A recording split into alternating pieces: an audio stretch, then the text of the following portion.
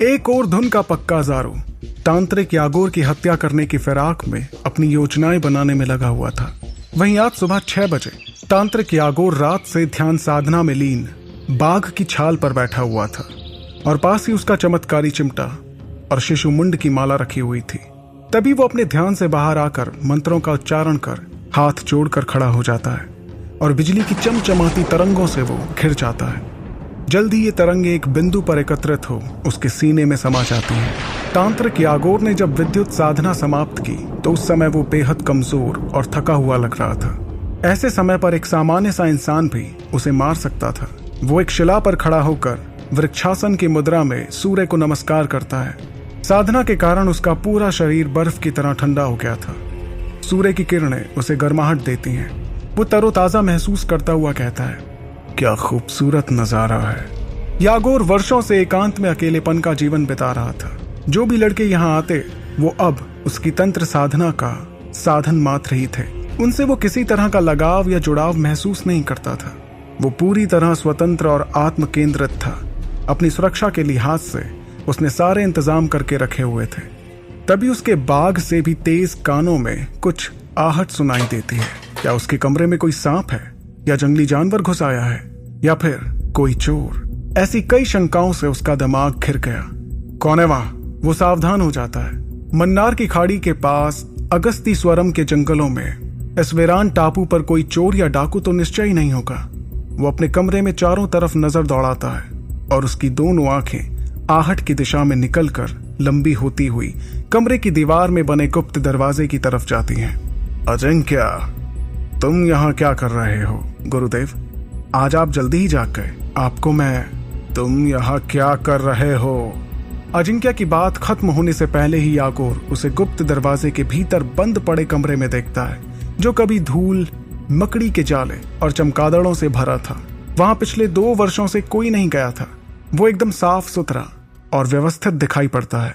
अजिंक्य के हाथों में एक झाड़ू और पानी की बाल्टी देखकर वो समझ गया कि अजिंक्य ने ही इसे साफ सुथरा किया है। गुरुदेव, आपका नाश्ता तैयार करने के बाद मेरे पास दूसरा कोई कार्य नहीं था, इसलिए मैंने यहाँ आकर इस कमरे की सफाई कर दी। तुम एक मेहनती बच्चे हो। मैं सोचता हूँ तुम्हारी मदद के लिए किसी दूसरे आदमी को यहाँ रखा जाए। धन्यवाद गुरुदेव, आप मेरी कितनी फिक्र करते हैं। ये मेरी जिम्मेदारी है कि मैं तुम्हारा ख्याल रखूं। अजिंक्य खुशी से सिर हिलाता है। मैं अपना भोजन कर लेता हूं।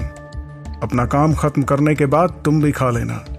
तुम अभी विकसित हो रहे हो और तुम्हारा शरीर बहुत कमजोर है और बहुत ज्यादा शारीरिक मेहनत कर खुद को थकाया मत करो बालक। अपनी ऊर्जा और समय तंत्र सीखने में लगाओ। यागोर ने सोचा कि यदि अजिंक्य को कोई जादुई शक्ति सिखा दी जाए तो अजिंक्य जैसा मेहनती लड़का उसका सहयोगी बन न केवल उसकी देखभाल करेगा बल्कि संकट के समय उसकी ढाल भी बनेगा। निसंदेह सारी विद्या यागोर उसे नहीं सिखाने वाला था, क्योंकि यदि कभी अजिंक्य उसकी नाफरमानी करे या उसके लिए संकट पैदा करे तो यागोर निश्चय ही उसे आसानी से खत्म कर सकता था। क्या सचमुच गुरुदेव? अजिंक्य खुशी से भर जाता है। आप मुझे सिखाएंगे? यागोर हामी में सिर हिलाता है। जरूर, लेकिन तुम्हें उसके लिए खुद को तैयार करना होगा। आज्ञा दे गुरुदेव, मुझे क्या करना चाहिए? बालक, तुम्हें सबसे पहले हत्या और हत्या से पनपे पाप बोध से मुक्त होना चाहिए। किसी की हत्या कर कोई अपराध बोध से कैसे छूट सकता है गुरुदेव? जारो उत्सुकता से पूछता है। यागोर जारो की बात पर गहरी सांस लेकर कहता है, किसी को मारना जिंदा होने का सबसे बड़ा लक्षण है। शायद कोई सुकून, जैसा सुकून बनाने में वैसा ही सुकून मिटाने में। बनाना और मिटाना, इन्हीं 2 शब्दों पर सारा ब्रह्मांड संचालित है। मारना तो प्रकृति है, स्वाभाविक है। हर हिंदू देवता एक हथियार लिए पूजा जाता है। सुदर्शन, धनुष, फरसा, उसकी शक्ति ही उसका देवत्व है। फिर क्यों गुनाह है मार देना? ये प्रेम, अहिंसा का पाठ किसने पढ़ा दिया? मार देना ही तो आनंद है। दौड़ते शिकार, कमजोर इंसान, रहम की भीख मांगती आंखें। क्या मार नहीं देता छोटा बच्चा चींटी को? कैसी किलकारी छूटती है उस अबोध की। जारो हतप्रत सा यागोर को देखता रह जाता है। अपनी बात कह लेने के बाद यागोर को महसूस होता है कि किसी कमजोर की मदद करना या मदद करने का आश्वासन दिलाना भी मन में सुकून पैदा करता है। अजिंक्य यागोर के चरणों को छूने के लिए झुका। उसी क्षण उसकी कमर दीवार पर टंगे एक बड़े कांच की तस्वीर से टकराती है। और वो नीचे पत्थर पर गिरकर चकनाचूर हो जाती है। नीच, पापी, ये क्या किया तूने? यागोर गुस्से से चिल्लाता हुआ अपने हाथ में पकड़े चिमटे से अजिंक्या को बेरहमी से मारना शुरू कर देता है। चिमटे की एक एक चोट बिजली के झटकों सी लगती है और अजिंक्या दर्द से करा उठता है। उसकी आंखें ऊपर की ओर चढ़ गईं और मुंह से झाग निकलने लगा। अजिंक्या तांत्रिक की मार से बेहोशी की हालत में पहुंच जाता है। यागोर महसूस करता है कि इसी वक्त अजिंक्या को जान से मार देगा।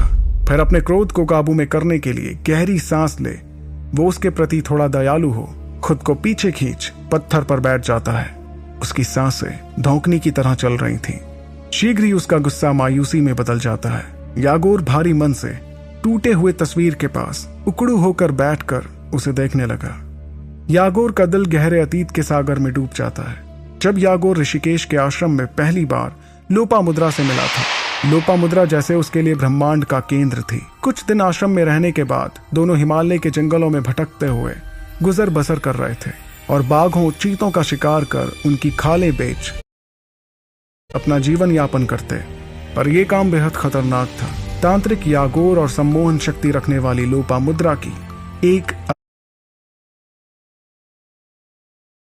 असावधानी भी उनके लिए मौत का कारण बन सकती थी। वो दोनों दो शरीर दो आत्मा होने के बावजूद एकाकार थे, एक दूसरे के लिए मर मिटने को तैयार। एक दिन घने जंगलों में लोपामुद्रा और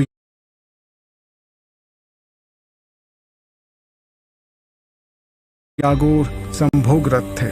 तभी उनके सामने एक बाघ आ जाता है। काम क्रीड़ा के आनंद में दोनों प्रेमी ऐसे लीन थे कि सामने खड़ी मृत्यु से सचेत होने का भी समय नहीं मिला।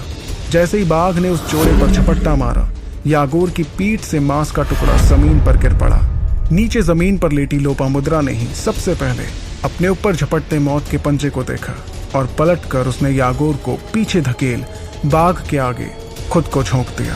अपने प्रियतम की रक्षा करना ही लोपामुद्रा के रोम रोम का मकसद था। फिर लोपामुद्रा ने उससे कहा, जल्दी से अपने हथियार और अपने साथियों को लेकर आओ, तब तक मैं इसको अपने सम्मोहन विद्या से बांधने की कोशिश करती हूँ। यागोर भागकर वहां से जाता है। लोपा अकेली उस वनराज का मुकाबला करती है, लेकिन यागोर जब तक अपने दल के साथ दौड़ता हुआ लौटा, लोपामुद्रा की हड्डियों में लटकता हुआ ताजा खून से सना मांस ही वहां बचा था। संभोगरत लोपामुद्रा तेजी से अपनी ऊर्जा को केंद्रित नहीं कर पाई, जिसके कारण वो अपनी सम्मोहन विद्या का प्रयोग भी नहीं कर पाई थी। यागोर अपनी जादुई ताकत से थोड़ी देर पहले घटी घटना को देखने की कोशिश करता है। लोपामुद्रा बाघ के सामने उसे खड़ी नजर आई, जैसे बाघ लोपामुद्रा को चबाने ही वाला है। एक बार फिर अपने प्राणों से प्यारी चीज को सामने पाकर यागोर अपार ताकत और क्रोध से भर जाता है और केवल नुकीले पत्थर से ही वो उस बाघ को मार डालता है। बाघ को मारने के बाद उसके पूरे शरीर को रुई की तरह नोच कर ही तांत्रिक की आत्मा शांत हुई। उसे एक बार फिर लोपामुद्रा के कारण अपना मकसद नजर आया। अब वो अपनी पूरी शक्ति तंत्र साधना में लगाकर कर्ण पिशाचनी को प्रसन्न कर उसकी शक्ति प्राप्त करना चाहता था।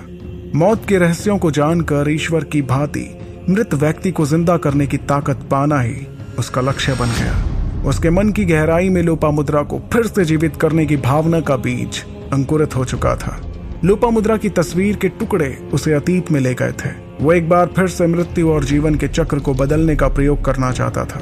इसके लिए उसके पास एकमात्र साधन जीवित अजिंक्या का ही शरीर था। यदि वो उसे आज अपने गुस्से के कारण मार देता तो फिर ना जाने इस प्रयोग को करने के लिए उसे कितना इंतजार करना पड़ता। यागोर लोपामुद्रा की तस्वीर उठाए बेजान सा खड़ा हुआ। तभी उसे शराब की तीव्र गंध आती है। शराब की खुशबू उसे अपनी तरफ खींचती है।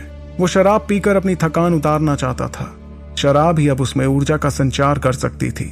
इसलिए वो कमरे में बने मदिरा खाने की तरफ जाता है, जहां कई बोतलें और नरमुंड खप्परों में शराब रखी हुई है। वो देखता है कि वहां सफाई है, सारी चीजें सलीके से मौजूद हैं। बिना सोचे यागोर एक के बाद एक नरमुंडों वाले खप्परों में रखी शराब को अपने होठों से लगा गले में उतारने लगा।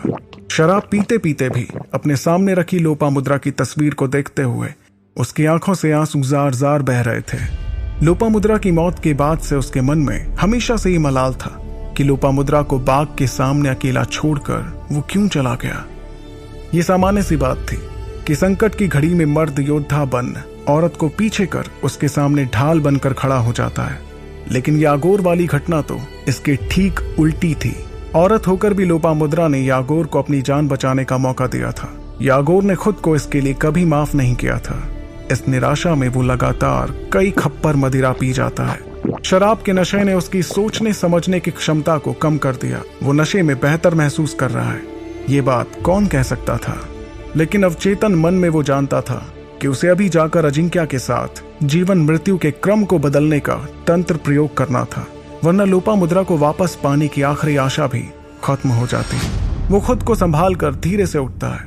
दूसरी तरफ बेहोशी से उठा अजिंक्या खुद को तैयार कर कहता है, उठो उठो ज़ारो, केवल यही एक मौका है अपने इरादे को अंजाम तक पहुंचाने का। ये शरीर तुमसे ही गतिमान है। अपनी पूरी चेतना से उठो और पूरा करो वो काम जिसके लिए इस शरीर ने आज इतनी मार खाई है। अजिंक्या के शरीर में ज़ारो की आत्मा जानती थी कि ये शरीर उतना प्रशिक्षित और ताकतवर नहीं है।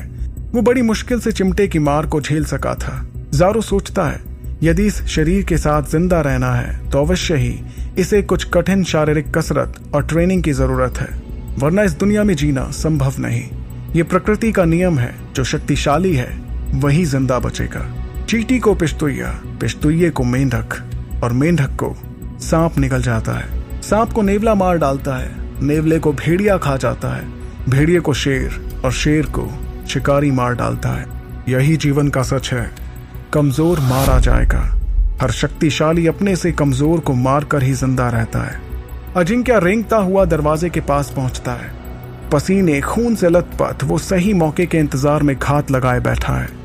ज़ारो पूरी गुफा में और भी कहीं जा सकता था, लेकिन वो जानबूझकर इस स्टोरेज वाले कमरे को साफ करने आया, क्योंकि वो सुरक्षित कमरा था। शुरुआत में ज़ारो को वहां कुछ भी नहीं मिला, लेकिन वो उम्मीद नहीं छोड़ता है। उसे आशा है कि यागोर के अतीत का कुछ न कुछ सुराग उसके हाथ जरूर लगेगा। और अंततः उसे यागोर की एक डायरी मिलती है, जिसमें उसने अपने जीवन के अनुभवों को, अपने दुखों को, लोपा के बिछोह को अपने खून की स्याही से उस डायरी में लिखा था। ज़ारो ने खेत में पड़े सुई जैसे अवसर को भांप लिया था कि लोपामुद्रा यागोर की कमजोर नस है और दीवार पर लटकती तस्वीर लोपामुद्रा की ही है। इन सारी बातों के आधार पर उसने एक योजना बनाई। ज़ारो ने जानबूझकर वो तस्वीर गिराई जो उस समय एक गलती लगे। इससे पहले ज़ारो ने शराब की खप्परों और बोतलों को आगे पीछे कर बदल दिया, जिससे तीव्र नशा देने वाली शराब की बोतलें हल्का नशा देने वाली शराब की बोतलों की जगह रखी हुई थी। उसी ने वहां तेज गंध वाली शराब गिराकर फैला दी थी। वो जानता था कि शराब की गंध गहरे दुख या अवसाद में बैठे आदमी को अपनी ओर जरूर आकर्षित करेगी, और यागोर शराब पिए बिना नहीं रहेगा। वो शराब पीकर जोर जोर से चिल्लाता है। लोपामुद्रा का दुख और शराब का नशा एक अजीबोगरीब मानसिक शारीरिक सिचुएशन में यागोर को ले जा चुका था। उसकी आवाज तेज हो गई और दुख से आहत वो शराब की बोतलें जमीन पर पटकता हुआ बच्चों की तरह रोने लगा। नशे में धुत वो कमरे में खड़ा होता है और फिर से गिर जाता है। ज़ारो ये आवाज सुनकर सचेत हो अपनी पूरी ताकत जुटाकर खड़ा हुआ। यही उसके लिए सबसे बढ़िया मौका था यागोर को खत्म करने का। गहरी सांस लेकर वो यागोर के पास जाकर कहता है, गुरुदेव, आपने बहुत शराब पी ली है और आप काफी थके हुए भी नजर आ रहे हैं। आइए, मैं आपको आपके बिस्तर पर लेटा दूं। तांत्रिक अजिंक्या की ओर चिढ़कर देखता है और एक खप्पर शराब फिर से मुंह में डालता है। एक चींटी की औकात हाथी के सामने कुछ भी नहीं होती। अजिंक्या उसके सामने एक चींटी की तरह ही था।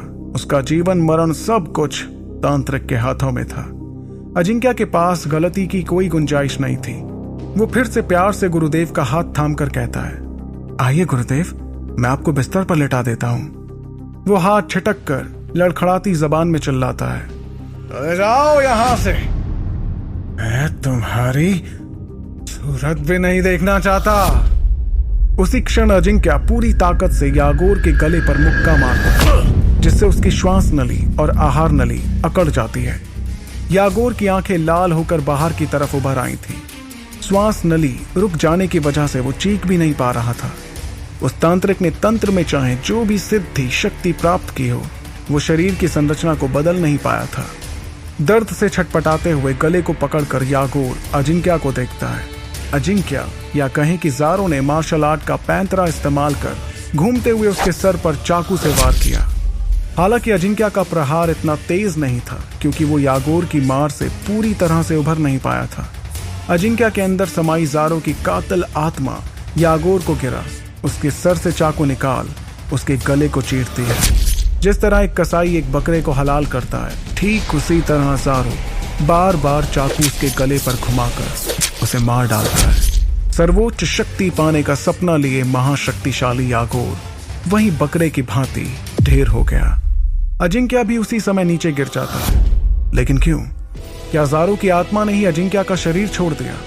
क्या अजिंक्या के जीवन की डोर यागोर के प्राणों में थी? ऐसा क्या हुआ जो अजिंक्या यागोर को मारते ही उसके सामने गिर गया? जानने के लिए सुनते रहिए ज़ारोज़ अनसीन वर्ल्ड मेरे यानी आरजे रेवांश के साथ, सिर्फ और सिर्फ पॉकेट एफएम पर।